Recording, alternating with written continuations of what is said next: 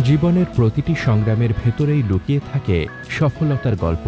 আজ আমরা জানব এমন এক ক্রিকেটারের জীবন কাহিনী, যিনি শান্ত স্বভাব, অসাধারণ ব্যাটিং দক্ষতা এবং মানসিক শক্তির জন্য সারা বিশ্বে পরিচিত। তিনি হলেন জোনাথন ট্রট।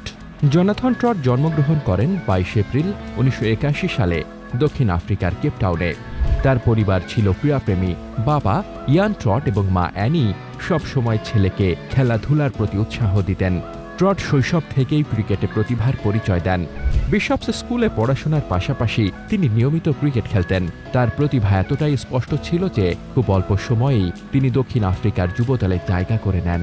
2003 সালে তিনি ইংল্যান্ডে চলে আসেন এবং ওয়ারউইকশায়ার কাউন্টি ক্লাবের হয়ে খেলা শুরু করেন। এখান থেকেই তার আন্তর্জাতিক ক্রিকেটে ওঠার পথ তৈরি হয়। তার নির্ভরযোগ্য টেকনিক ও দৃঢ় মানসিকতা তাকে আলাদা পরিচিতি এনে দেয়। 2009 সালে ইংল্যান্ড জাতীয় দলে অভিষেক হয় জোনাথন ট্রটের। অভিষেক টেস্টেই তিনি অস্ট্রেলিয়ার বিপক্ষে একটি দারুণ সেঞ্চুরি করেন। সেটি ছিল তার আন্তর্জাতিক মঞ্চে আত্মপ্রকাশের ঘোষণাপত্র। ট্রট ইংল্যান্ড দলের অন্যতম ভরসার ব্যাটসম্যান হয়ে ওঠেন। বিশেষ করে 2010-11 অ্যাশেজ সিরিজে তার অসাধারণ ইনিংস ইংল্যান্ডকে অস্ট্রেলিয়ার মাটিতে ঐতিহাসিক জয়ের স্বাদ দেয়।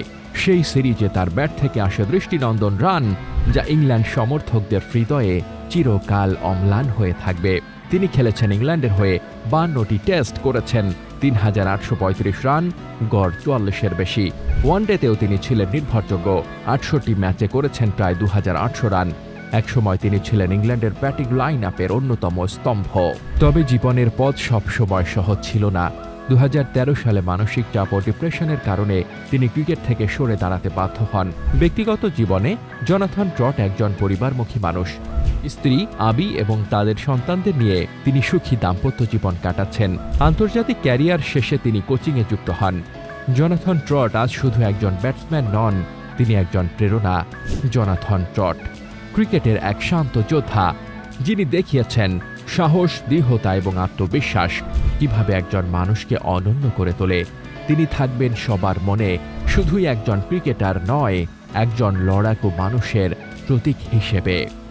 সব খেলার আপডেট পেতে স্পোর্টস টিউবের সাথেই থাকুন।